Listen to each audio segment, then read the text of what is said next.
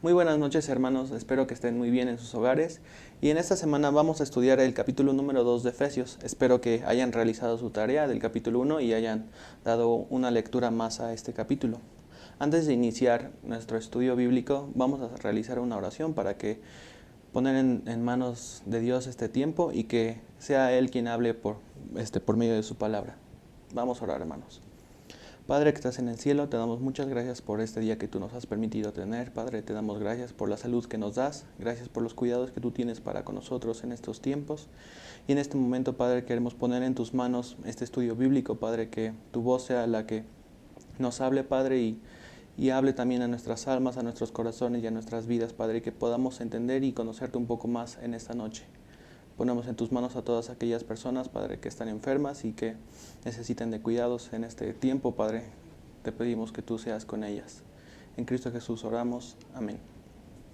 Bueno, hermanos, el capítulo número 2 de Efesios, Pablo retoma lo que había estado hablando en el capítulo número 1, que él decía que éramos sellados por Dios. Pablo quiere sostener esta afirmación iniciando el capítulo con una metáfora sobre el estado en el que se encontraban los integrantes de la iglesia de Éfeso antes de conocer a Dios. Esto obviamente también lo podemos aplicar a nosotros, ya que nosotros también teníamos una vida anterior de nuestro encuentro con Jesús. Seamos de cuna cristiana o no, teníamos una vida antes de nuestro encuentro con Dios. Y él comienza en el versículo 1 diciendo cuál era este estado en el que estábamos. Voy a leer dos versiones, la Nueva Versión Internacional y posteriormente la Reina Valera. Y se lee así el versículo número 1 de Efesios 2. En otro tiempo ustedes estaban muertos en sus transgresiones y pecados. En Reina Valera, y Él os dio vida a vosotros cuando estabais muertos en vuestros delitos y pecados. Como podrán ver, en la Reina Valera tenemos una frase que hace contraste muchísimo más con la palabra muertos, que Él es, y Él os dio vida a vosotros. Pablo nos dice que nosotros estábamos muertos antes de conocer a Dios. Obviamente esta no es una muerte física, sino es una muerte espiritual. Esto significa que al estar muertos espiritualmente no tenemos una capacidad de responder a Dios o de tener una conexión con Él.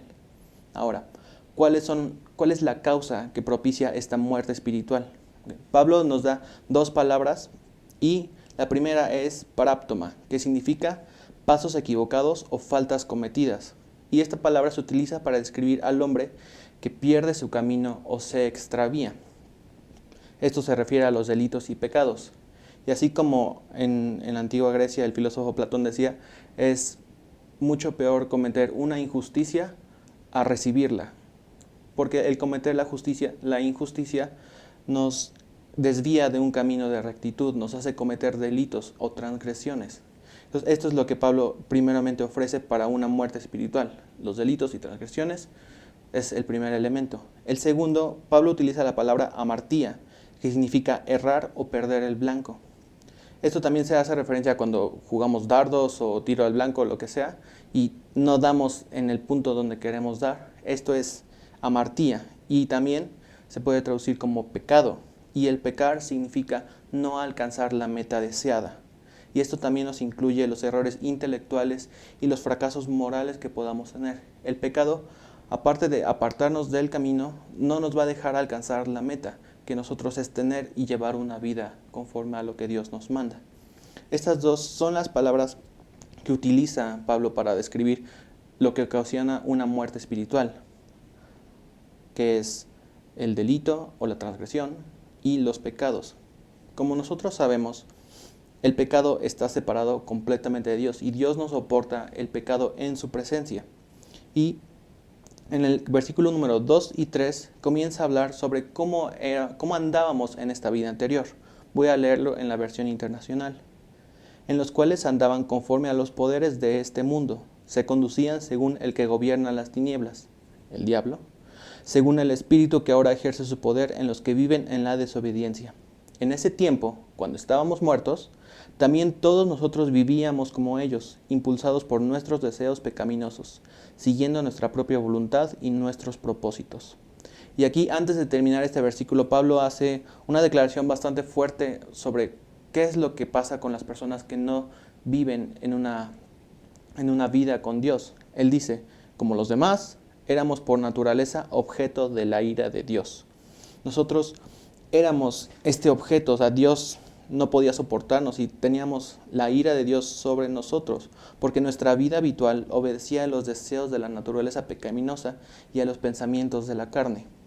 Estos 3 primeros versículos son un recuerdo, una remembranza sobre cómo fue la vida incluso de Pablo antes de conocer a Dios. Sabemos que él, así como lo decía Platón, él era quien causaba las injusticias, él era quien no estaba en el camino adecuado, que cometía las transgresiones, y él pecaba porque no podía alcanzar esta meta que Dios tenía para su vida, que era ser el apóstol.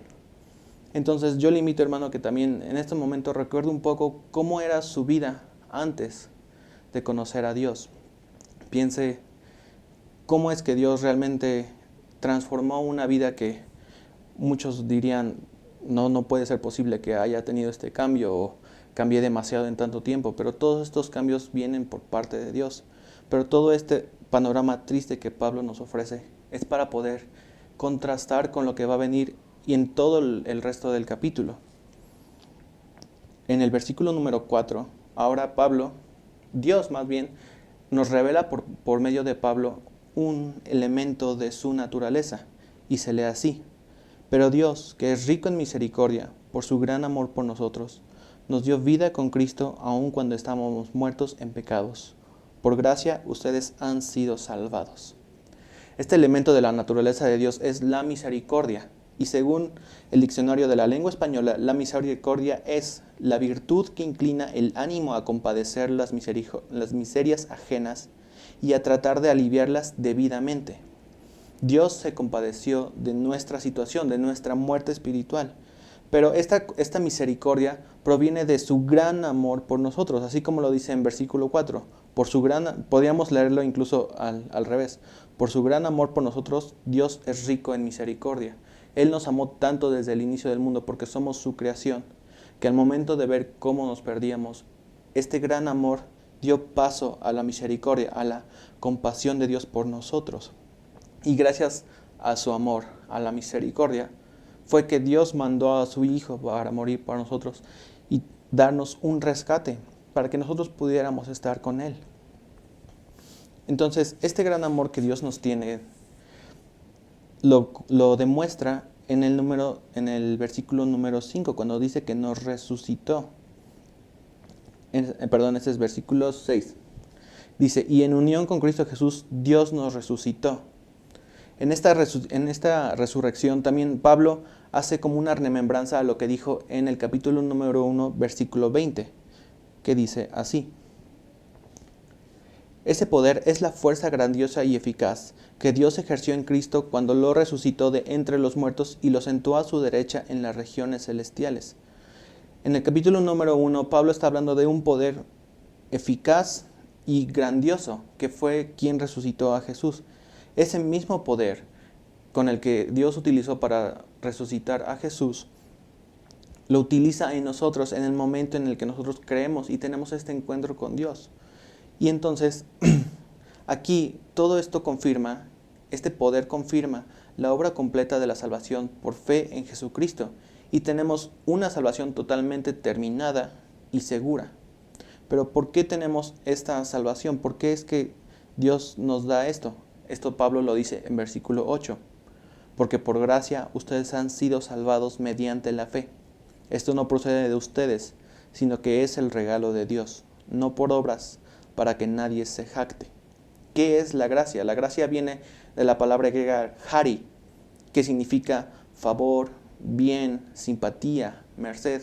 Pero hay una definición un poquito más abajo de todas estas que me parece muy adecuada para describir lo que Dios tiene por nosotros, y es ternura. Este amor tierno de un padre hacia sus hijos. Este amor que daría todo por ellos. Entonces Dios tiene esta gracia para con nosotros y nos las da. Pero no nada más viene la gracia sola, nada más. Tenemos que activarla por medio de algo que también dice aquí Pablo. Para activar la gracia de Dios, nosotros tenemos que tener un elemento que aquí menciona Pablo, la fe. Y para poder describir la fe, podemos ir a Hebreos 11, versículo 1.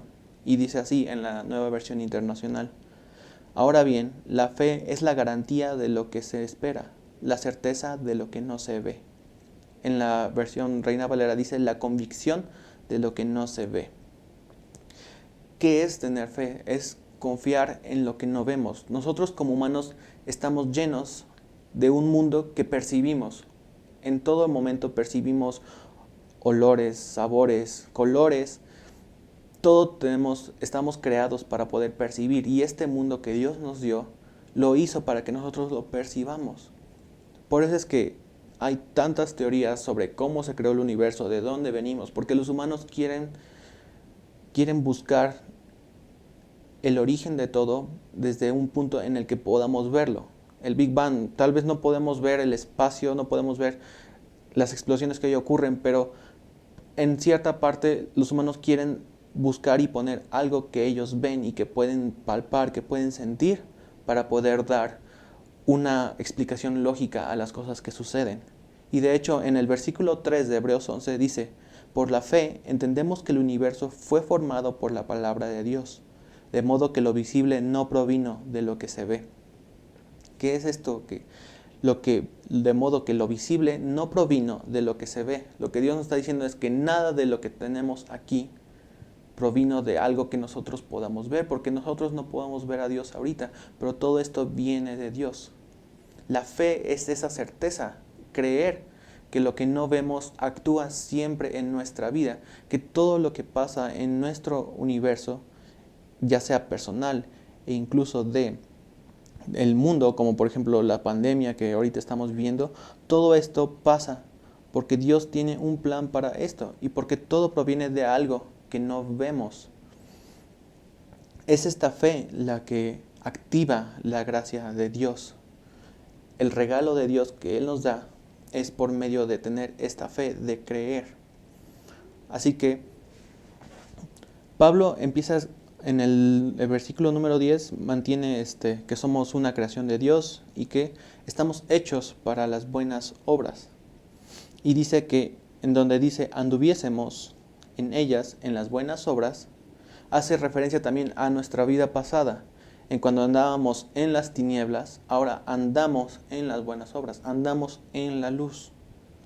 Entonces, gracias a este regalo que Dios nos da, nosotros podemos cambiar nuestro camino hacia el correcto, hacia el camino correcto que Dios quiere para nosotros.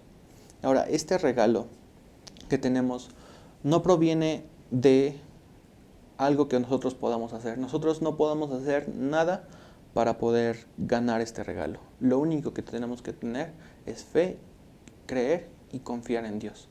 Eso es lo único. Y por eso dice también, esto no procede de ustedes, sino que es el regalo de Dios, no por obras, para que nadie se jacte. ¿Por qué? Porque nosotros, si quisiéramos ganar el favor de Dios, si quisiéramos ganar nuestra salvación, no hay nada que podamos hacer para poder ganar la salvación. Nosotros ganamos esto porque Jesucristo murió por nosotros como ese sacrificio único que no tenía pecado y que se hizo pecado por nosotros. Nosotros no podemos tener esta cualidad, nosotros no podemos hacer esto. Para poder ganar una salvación tendríamos que ser como Jesús, y esto es imposible. Entonces, lo único que tenemos que hacer, y que es difícil creer y es difícil entender para nosotros, es que no debemos hacer nada para poder ganar la salvación que Dios nos ofrece. Ahora, esto obviamente tenemos que tener mucho cuidado, porque aceptar este regalo de Dios significa vivir de una manera agradecida, porque fuimos redimidos. Así como Ruth, cuando fue a ver a Boaz y le pidió que redimiera como pariente, Ruth vivió agradecida después. ¿Por qué? Porque fue redimida, y porque también Noemí fue redimida por este pariente, por Boaz. Así como nosotros fuimos redimidos por Dios, nosotros no debemos abusar del regalo que Dios nos da, pensando que Dios nos ama tanto que nos va a perdonar todas nuestras transgresiones y que si nosotros nos arrepentimos, no debemos abusar tampoco de este regalo que Dios nos da. Y algo muy interesante que yo puedo ver aquí es que es como si Pablo estuviera escribiendo la teoría de esta parábola que Jesús dijo sobre el hijo pródigo.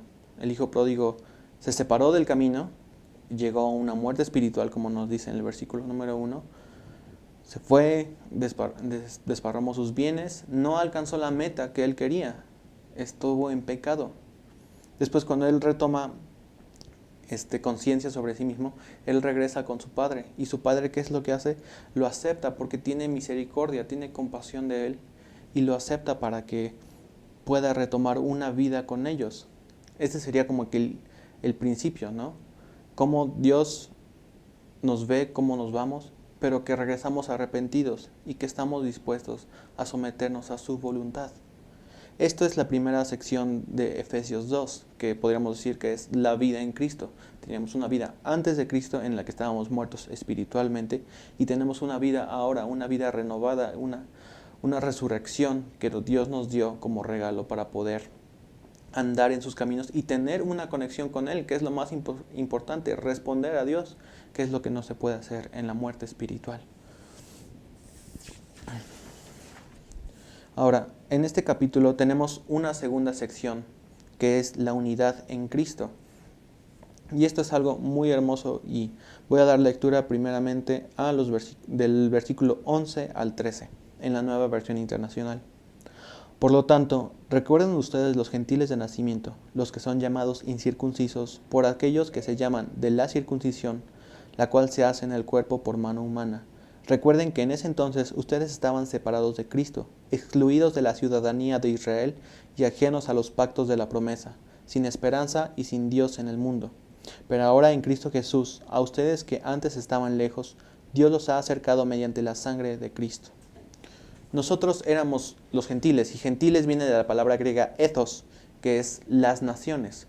Sabemos que Dios escogió al pueblo de Israel como suyo y lo apartó como suyo, y de ahí en fuera todas las demás naciones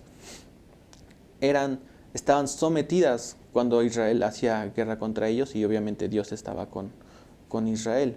Entonces, esas naciones, los gentiles, no conocían de las promesas de Dios, no podían compartir de las promesas de Dios y no podían acercarse a Dios porque no eran el pueblo escogido, no estaban santificados y no cumplían la ley que Dios había dado a Moisés y al pueblo de Israel para poder estar en una comunión con Dios. Entonces, ahora Pablo, en el versículo de estos que acabamos de ver, del 11-13, habla sobre los gentiles y les invita a recordar que cuando estaban separados del regalo de Dios, ellos no eran realmente nada, y nosotros también no éramos nada, porque no formamos parte de este pueblo escogido. Y en el versículo número 13, Pablo da el mensaje de esperanza para todos nosotros, para todo el mundo, de cómo Dios ha unido a los judíos con todo el mundo para hacer solo un pueblo. Esto es bastante importante, y en el versículo 14, Pablo habla porque Él es nuestra paz, que de ambos pueblos hizo uno, derribando la pared intermedia de separación. ¿Cuál era esta pared intermedia? Pues toda la ley que había para los judíos, todo lo que tenían que cumplir y todo lo que los fariseos incluso estaban duri y dale con los judíos. E incluso se dice que los judíos creían que los gentiles habían estado en el mundo solamente para ser combustible para las llamas del infierno. Los judíos despreciaban a los gentiles y nosotros podemos ver estos choques siempre en la Biblia cuando los judíos tienen que enfrentarse a algún gentil. Pero ahora Pablo les dice, ustedes ya no son despreciados, ya no son apartados de Dios, sino que son pueblos, somos un pueblo ya. Y dice, porque Cristo es nuestra paz, porque Él es nuestra paz, que de ambos pueblos hizo uno, derribando esta pared intermedia. ¿Qué es lo que anuló esta pared? ¿Qué es lo que pasó para que la pared cayera? En el versículo 15 dice, pues anuló la ley con sus mandamientos y requisitos. Esto lo hizo para crear en sí mismo de los dos pueblos una nueva humanidad al hacer la paz. Y en el versículo 16 dice, para reconciliar con Dios a ambos en un solo cuerpo mediante la cruz, por la que dio muerte a la enemistad. Y aquí es donde Pablo dice, esto es lo que pasa. Esto es lo que pasó para que ustedes pudieran formar parte de nuestro pueblo. Cuando Cristo murió por nuestros pecados, murió por los pecados de todo el mundo, murió por todos nosotros y nos dio una redención. Al hacer esto, ya no es necesario la ley, ya no es necesario todo lo que se hacían los judíos para poder estar en contacto con Dios, porque ahora tenemos un camino para llegar a Dios. Antes se tenían que hacer varias cosas para poder entrar en la presencia de Dios, para poder comunicarte con Él. Ahora solo necesitamos un solo camino para llegar al Padre. Y todos tenemos que llegar a ese camino si queremos ir con Dios. Y ese camino es Jesucristo. Cuando Jesucristo murió en la cruz, este acto fue lo que abrió el camino para llegar a Dios. Y Dios nos dio a todos nosotros una oportunidad de poder andar en este camino. Ya no tenemos que crear sacrificios, ya no tenemos que estar cumpliendo la ley, porque ya Jesús, con su sangre bendita, hizo posible que nosotros pudiéramos acercarnos al Padre por medio de nuestras oraciones. Y de esto habla el versículo 16, para reconciliar con Dios a ambos en un solo cuerpo mediante la cruz, porque todos nosotros somos la creación de Dios. Todos éramos y fuimos y vamos a ser la creación de Dios. Y Dios quiere estar con nosotros porque somos sus hijos, somos su creación. Y Él quería reconciliarnos con Él, Él quería estar en comunión con nosotros. Así que lo único que debemos hacer es tener esta fe, la certeza de que Dios nos ama, de que tiene misericordia de nosotros y de que nos mandó una redención por medio de Cristo Jesús. Y entonces cuando nosotros aceptamos esto, podemos andar en el camino que Dios ha marcado para nosotros y estar en una comunión y responder a Él. El versículo número 17 habla: Él vino y proclamó paz a ustedes que estaban lejos y paz a los que estaban cerca. Número 18, pues por medio de Él tenemos acceso al Padre por un mismo Espíritu. Y aquí retomo algo que había hablado sobre en alguna clase del estudio bíblico que teníamos en la iglesia antes de que todo esto pasara, y tuve la oportunidad de compartir una lección y hablábamos sobre la paz. Y aquí otra vez vuelve a hablar Dios sobre esta paz que proclama a todo el mundo y paz a nosotros. Y yo explicaba que en latín hay dos palabras que hacen referencia a la paz. La pax, que es una paz que es forzada por un imperio hacia otro imperio menos poderoso o para proclamar una tierra. Es una paz que se fuerza, o sea, te están obligando a estar en paz, por decirlo. Y esta es como la pax romana que tenían, obviamente, los romanos con los judíos, y por eso tenían que estar pagando tributos y tenían que estar sometidos al César. Pero también hay otra paz, que es la pacem, y esta pacem es el bienestar, el sentimiento amable. Esta paz que en verdad es verídica, y esto es lo que habla de hecho Pablo aquí. Y si ponemos la versión incluso en latín de la Biblia, en una parte utiliza la pax para referirse a esta paz que no estaba bien, pero al final cuando dice y paz a los que estaban cerca, cambia su palabra a pacem, porque ya es una paz que nos reconcilia con Dios, es una paz que podemos abrazar y poder tener una seguridad en que Dios está con nosotros siempre. En los siguientes versículos, Pablo explica las ventajas que tenemos nosotros los gentiles de pertenecer al pueblo de Dios. Y leo del versículo 19 al 22. Por lo tanto, ustedes ya no son extraños ni extranjeros, sino conciudadanos de los santos y miembros de la familia de Dios, edificados sobre el fundamento de los apóstoles y los profetas, siendo Cristo Jesús mismo la piedra angular. En Él todo el edificio, bien armado, se va levantando para llegar a ser un templo santo en el Señor. En Él también ustedes son edificados juntamente para ser morada de Dios por su Espíritu. ¿Cuáles son las ventajas que nosotros tenemos? Ahora nosotros somos conciudadanos santos, somos miembros de la familia de Dios. Ya podemos ser llamados hijos de Dios. Ya podemos participar de las promesas que Él tiene para su pueblo. Podemos hablar con Él y acudir con Él en nuestros tiempos de desesperación o de angustia. Dios nos dio un regalo a nosotros los gentiles, que fue el regalo de estar con Él. Los judíos ya tenían este regalo y lo despreciaron en el momento de rechazar a Jesús. Pero nosotros como gentiles se nos fue dado una gran oportunidad para poder estar con Dios, y tenemos que estar agradecidos con Él por su gran misericordia y por la gracia que Él nos da cada día. Porque la gracia dice, cuando Pablo habla, porque por gracia ustedes han sido salvados mediante la fe, Él no habla de que se nos dio una gracia. Se nos dio una gracia, se nos da la gracia y se nos dará la gracia. La gracia es perpetua, siempre está y siempre se renueva y siempre se renueva cada día, en cada momento. La gracia es constante, es un flujo constante que Dios nos da. Fue un regalo que obtuvimos y que sigue y sigue, es constante. Entonces nosotros debemos vivir agradecidos porque Pablo en este capítulo 2 nos habla sobre cómo fue nuestra vida, nos hace recordar cómo éramos, nos hace ver cómo somos ahora y el método por el cual llegamos a ser ahora, que fue la salvación. Él nos pone en estos 22 versículos una línea del tiempo de nuestra vida sobre cuando estábamos muertos y cuando estábamos vivos. Entonces, hermanos, es un buen momento para reflexionar cómo es nuestra vida en estos días. Si nosotros ya hemos recibido el regalo de Dios, que es su gracia y la salvación, ¿estamos haciéndole honor a este regalo? ¿Estamos viviendo agradecidos con Dios por esta oportunidad que nos dio de no ser partícipes de la ira de Dios, sino ser partícipes